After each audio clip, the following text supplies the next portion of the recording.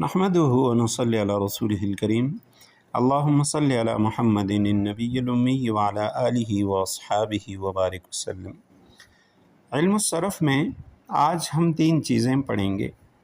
ایک کو کہتے ہیں اسم مصغر، دوسری چیز ہے اسم منصوب، اور تیسری ہے اعلال۔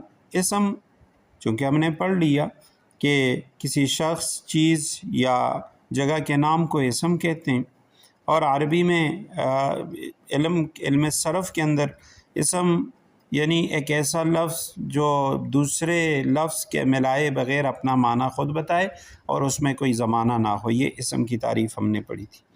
اس میں مصغر وہ اسم ہوتا ہے کہ جس کے اندر کسی چیز کی کمی، زیادتی، حقارت یا شفقت کا معنی پایا جائے۔ اردو میں بھی اس میں مصغر استعمال ہوتا ہے، اور عموماً یعنی اس میں مصغر وہ اسم کی جس کے اندر چھوٹائی والا معنی ہو، جیسے پہاڑ اس کے مقابلے میں ہوتا ہے پہاڑی۔ اب پہاڑی چھوٹی ہوتی ہے، پہاڑ بڑا ہوتا ہے۔ اسی طرح دیگ، دیگچا، اور بھی بہت سارے الفاظ ہیں۔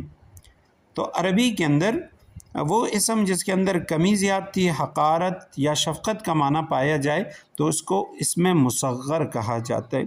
جیسے رجل عربی میں مرد کو کہتے ہیں، رجیل چھوٹا آدمی، چھوٹے قد والا شخص، قریش بڑی مچھلی کو کہا جاتا ہے، قرشن سے یہ اس کی تصغیر ہے، قرشن سے قریشن۔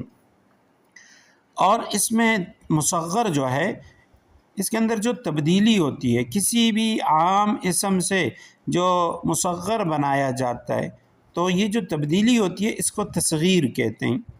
یعنی کسی اسم کے اندر اس کا جو بھی لفظ ہے، مثلا رجل کا لفظ ہے، اب رجل میں پہلا حرف را ہے، دوسرا جیم ہے، تو جیم کے بعد یا ساکنہ بڑھانے سے یہ، اور اسی طرح پہلا جو حرف ہوتا ہے اس کو پیش دینے سے یہ جو تبدیلی واقع ہوتی ہے اس کو تصغیر کہتے ہیں۔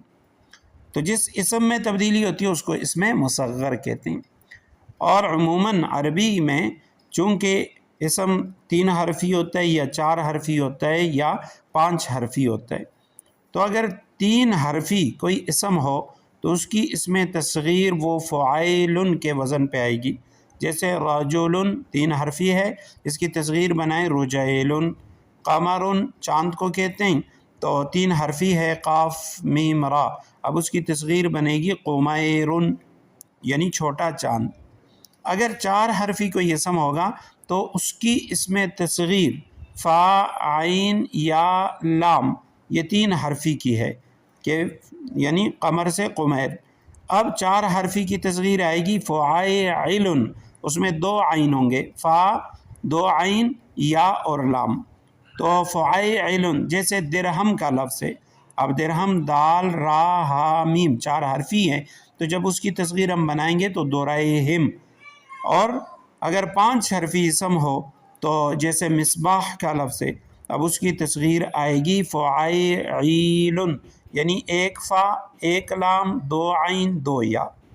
3 حرفی کے اندر فا، عین یا لام، 4 حرفی میں فا 2 عین یا لام، اور 5 حرفی میں فا لام 1 1 2 عین اور 2 یا، فعیل۔ تو مصباح کی تصغیر آئے گی مصیبیح۔ اب قرآن کریم میں بھی اس کی مثال ہے یا بنیہ، اب یہ جو بنیہ کا لفظ ہے یہ بھی اس میں مصغر ہے۔ اس کے بعد دوسرا اسم ہے اسم منصوب، منصوب سین کے ساتھ، وہ اسم جس سے کسی چیز کی طرف نسبت سمجھ میں آ جائے۔ جیسے مکہ کا رہنے والا ہے تو اس کو ہم کہتے ہیں مکی، فلاں جو ہے وہ مکی ہے، تو فلاں مدنی ہے، تو اس کا مطلب یہ ہوتا ہے کہ وہ مکہ کے اندر رہائش پذیر ہے یا مدینہ کے اندر رہائش پذیر ہے۔ یا اسی طرح لاہوری کہہ دیا جاتا ہے، مطلب یہ لاہور سے اس کی نسبت اور اس کا تعلق ہے۔ یا کوئی شخص جس کی پیشے کی طرف نسبت ہوتی ہے، جیسے حداد لوہار کو کہتے ہیں، تو اب حداد اس میں منصوب ہے کہ پیشے کی طرف اس کی نسبت کی گئی ہے۔ اور تیسری چیز آخری وہ ہے اعلال، چونکہ حرف علت 3 ہیں، واو الف یا، اب حرف علت کے اندر، حروف علت کے اندر جو تبدیلی ہوتی ہے اس کو اعلال کہا جاتا ہے، اعلال یا تعلیل۔ اب جیسے یہ قالا کا لفظ ہے، قالا ہم کہتے ہیں، قالا کے معنی اس نے کہا، اب یہ اصل میں قوالا تھا اور قوالا سے قالا بن گیا، یہ تعلیل ہے۔ واو سے الف کیسے بنا بعد میں انشاءاللہ اس کی سمجھ آ جائے گی، پڑھیں گے اس کو۔ یوعدو، یہ یعیدو جو ہے یہ اصل میں یوعدو تھا، بیچ میں سے واو گر چکا ہے، اور واو یہ بھی حروف علت میں سے ہے۔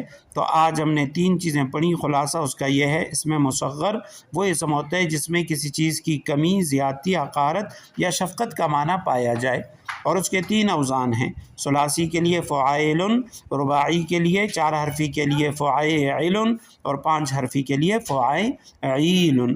اس میں منصوب وہ اسم جس سے کسی چیز کی طرف نسبت سمجھ میں آئے، جو کسی چیز کی طرف منصوب ہو سین کے ساتھ، جیسے مکی حداد۔ اور اعلال حروف علت کے اندر جو تبدیلی ہوتی ہے کہ واو الف یا یہ آپس میں جو تبدیل ہوتے رہتے ہیں، جیسے قوالا سے قالا بنا، واو سے الف بن گیا، تو یہ تعلیل یا اعلال ہے۔ یعیدو، یہ یوعدو سے بنا ہے اور بیچ میں سے واو گر چکا ہے، تو یہ اعلال یا تعلیل ہے۔